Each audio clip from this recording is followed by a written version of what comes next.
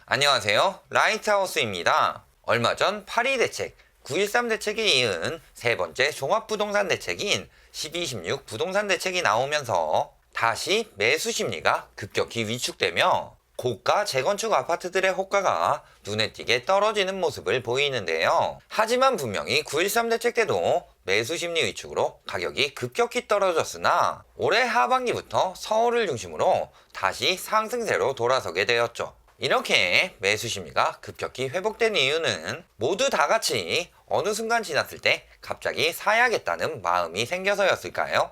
그 뒤에는 투기를 지속적으로 조장하는 언론, 유튜버, 네이버 블로그나 카페, 그리고 상승하는 것처럼 보이게 시세를 교란한 실거래 지표들이 있었죠. 정부의 정책이 나올 때마다 빠져나가는 편법 등을 교류하고 효과를 절하하는데요. 심지어는 정부가 투기할 지역을 찍어준다는 말까지 하며 이로 인해 이 말을 믿고 매수하는 사람들이 피해 입는 것은 생각도 안 하고 지들의 이익에만 눈이 먼 집단들이 있습니다. 따라서 이렇게 투기를 조장하여 부동산 정상화를 방해하고 가계부채를 부추겨 나라의 위기를 불러오고 있는 이런 시장 교란 행위에 대해 유튜버, 네이버, 실거래 등을 더욱 엄격히 단속할 예정이라 귀추가 주목되는데요. 오늘은 이들이 어떤 방법으로 지금까지도 시세를 교란하기에 결국 단속까지 불러오는 우를 범하게 되었는지 함께 알아보는 시간을 갖겠습니다. 최근 포털 사이트의 공신력보다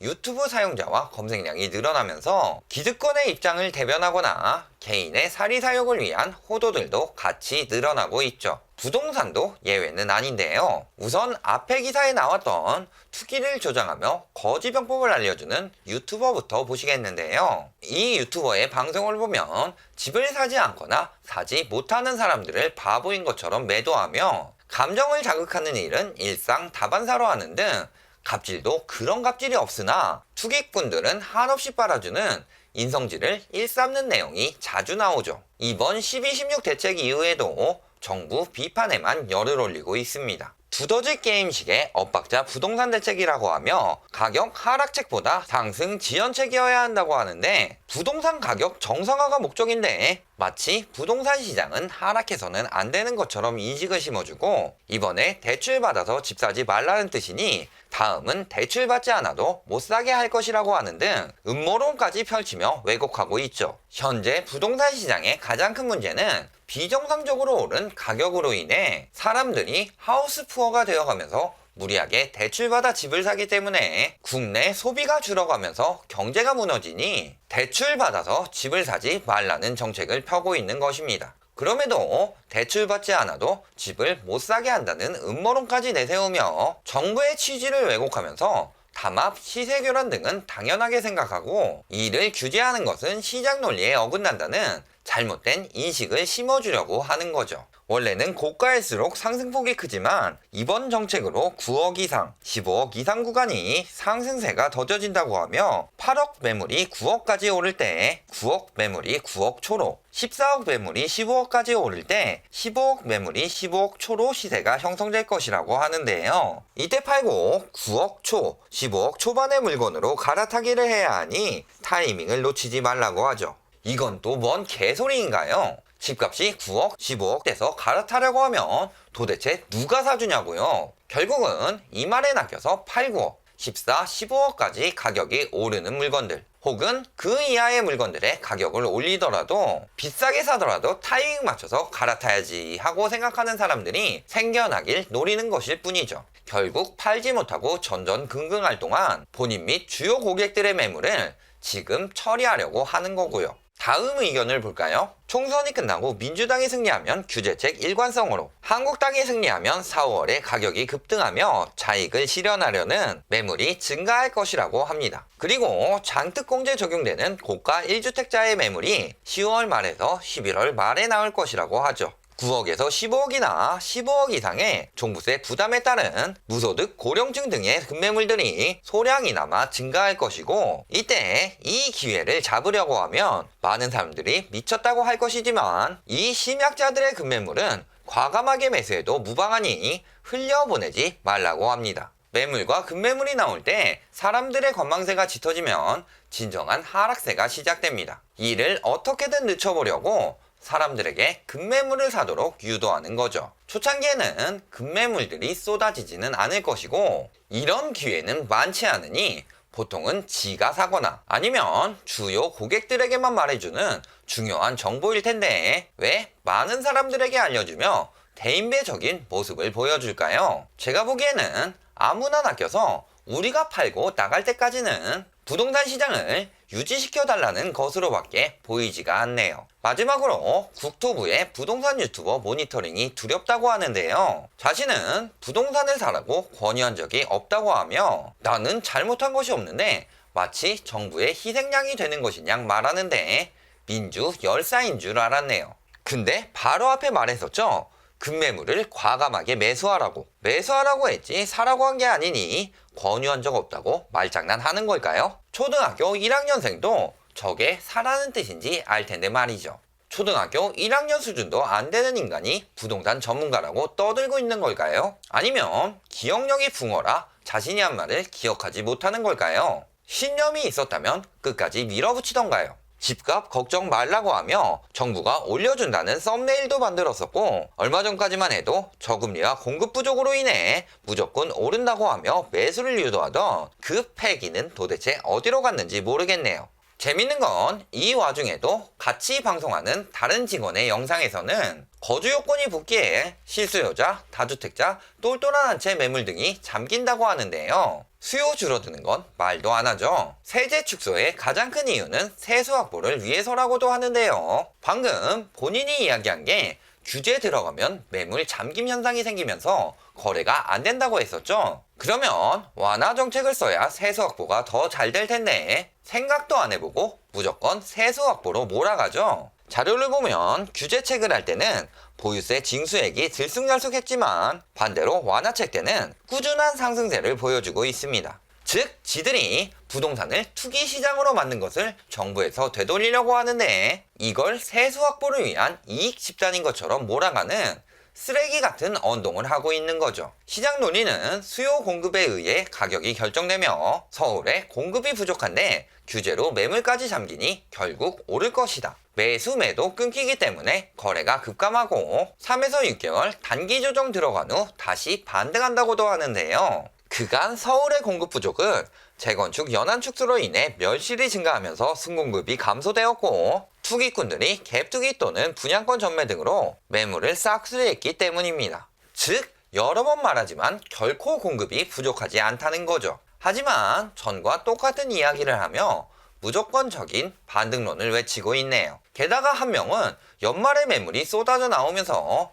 급매물이 나온다고 하고 한 명은 하반기에 반등한다고 하고 둘이 왜 말이 다르죠? 팔아치우기 위해 끝까지 오른다고 하는 역할은 부하 직원에게 떠넘기고 본인만 빠져나가려고 하는 게 눈에 보이는 참 리더의 덕목을 갖추고 있네요. 두 번째로 네이버의 문제점을 보시겠습니다. 네이버에서 우수 공인중개사 제도를 통해 등급을 나누니 한국공인중개사협회에서 네이버 매물을 보이콧한다는 기사들이 최근 뉴스에 뜨고 있는데요. 협회 입장에서는 쥐들이 허위 매물을 올려 처벌을 받았더라도 티가 나지 않아야 손님이 끊기지 않으니 자기네들 이익을 위해 단체 행위를 불사하는 거죠. 하지만 반대로 네이버의 제도 역시 옳다고만 할 수는 없는데요. 오히려 실거래가를 올리는 정직한 공인중개사들이 입주민 담합으로 인해 허위 매물 신고를 많이 당하게 되면 이를 걸러낼 시스템이 갖춰져 있는지부터가 의문입니다. 게다가 여태까지 네이버의 행태를 봤을 때는 우수 공인중개사는 광고비를 많이 내는 업자들을 선정할 것으로 보이고요. 그간 자사의 스마트 스토어 상품이나 네이버 페이를 결제한 매물들이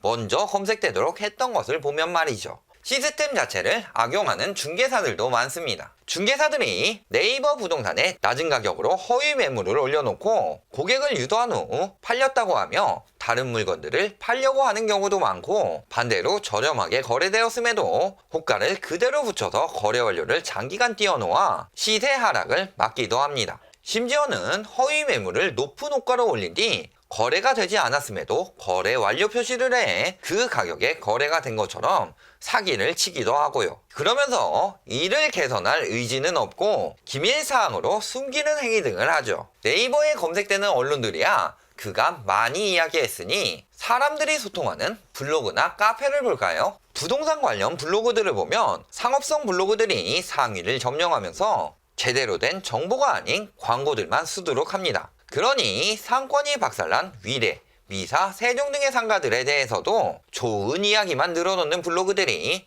상위를 차지하고 있죠. 카페 역시 마찬가지인데요. 이익 집단들이 모여서 지들에게 안 좋은 이야기를 하면 득달같이 달려들어서 물어뜯고, 반대로 지들 이익되는 얘기만 해주면 다 같이 몰려와서 추천하는 그런 곳들만이 상위 카페가 되는 모습들을 보이고 있죠. 웃긴 게 지들이 집값이 계속 오른다고 이야기하면서 매물을 잠그라고 하는데 누군가 집을 팔았다고 하면 축하해주는 이중성을 지니고 있는 곳이며 담합의 장소로도 주로 이용되는 곳이기도 하니까요. 심지어는 거짓 거래 정보를 올려 시세를 조작하기도 하고요. 이렇게 유튜버나 네이버 등을 통해 시세를 교란하고 잘못된 정보만 주입해주니 당연히 시장 경제가 무너지면서 이를 막기 위해 결국 정부에서도 칼을 빼줄 수밖에 없도록 상황을 자초했음에도 지들은 잘못한 것이 없다며 징징대고 있을 뿐입니다. 결국 가장 정확한 것은 사람들의 실거래가 자료. 하지만 이 역시 업계약, 자전거래 등 허위 계약들이 종종 올라오니 이런 행위를 줄이고 빠르고 정확한 가격 정보를 시장 참여자와 정부에게 제공될 수 있도록 해야 하는데요. 그러기 위해서는 우선 기존 60일이었던 신고기한을 내년 2월부터 30일로 단축할 예정이며 실거래 정보의 허점 중 하나였던 거래된 물건의 면적과 층수만 나오는 점 역시 거래 물건의 위치와 방향, 조망 등의 구체적인 정보를 포함해 개선할 계획입니다. 여기에 고의 계약 취소 또는 그 사실을 신고하지 않아 시세를 교란하는 허위 해제 신고에 대한 단속도 강화하고 2월부터는 국토부 중심의 실거래 상설조사팀을 운영해 모니터링 역시 더욱 강화할 예정이고요. 이렇게 되면 정식 권한이 있는 지자체 조사에 참여하는 정도에서 중요 위반 행위 등을 직접 들여다볼 수 있게 되면서 더욱 엄중하게 제재할 수 있게 되죠. 이후에도 단발성으로 끝나지 않도록 가칭 국토부 부동산 시장관리과를 만들어 RTMS, 실거래 상시 모니터링 등 시장 단속과 질서유지 업무를 전담하는 역할로 발전시키는 이야기 역시 검토되고 있습니다. 이렇게 공신력 있는 정보가 전달되면 전달될수록 부동산 시장을 왜곡하는 이들은 점점 더 힘을 잃어갈 것으로 전망되네요. 결론을 말씀드리겠습니다. 현재 그나마 공신력 있는 실거래 정보의 경우 60일이라는 기나긴 신고기간을 이용해 자전거래, 업다운 계약 등의 데이터 조작으로 많은 사람들을 현혹시키고 있는데요. 따라서 신고기간을 단축하고 모니터링을 더욱 강화해 이를 보완할 예정입니다. 그리고 아직까지도 지들이 돈 벌기 위해 유튜브, 네이버 등에 서식하며 사람들을 속이는 사기꾼들 역시 단속을 예고하고 있고요. 예를 들어 주식시장에서 작전주를 만들어 자기와 지 고객들이 사놓은 뒤 일반인들에게 매우 좋은 것이라고 퍼뜨려 비싸게 팔아먹고 빠질 경우 어떻게 하나요? 사기 행위로 간주해 형사 처벌을 받습니다. 그런데 유독 부동산만이 특별 대우를 받으며 투기 조장해서 또는 담합해서 시세 조작을 하는 인간들에 대한 처벌 규정이 없었을 뿐이죠. 이렇게 사기 이상의 피해를 전국적으로 입히고 있음에도 방치한 것이 이상할 정도이며 그간 처벌을 안 받는 혜택을 보고 있었으니 이제는 달게 처벌을 받는 것도 당연한 일이죠. 이 역시 선량한 피해자가 생기지 않도록 면밀히 검토하면서도 확실한 규제로 적발될 경우 취했던 이득 이상의 엄중한 처벌을 내려야 하고요. 이렇게 시세 조작 및 투기 조장을 하는 사기꾼들을 막고 실거래 개선을 통해 정확한 정보를 제공할 수 있게 된다면 점점 더 합리적인 가격으로 집을 살 수 있는 환경이 제공될 것입니다. 그러니 불필요한 프리미엄을 저들에게 주며 비싸게 매수해서 하우스 푸어로 고생하는 일이 없도록 저런 조장 세력에 넘어가지 말고 법 체계가 완비될 때까지 그리고 합리적인 가격이 조성될 때까지 조금 더 기다려 주시기 바랍니다. 오늘 영상이 도움이 되셨다면 좋아요, 구독, 알림 부탁드립니다.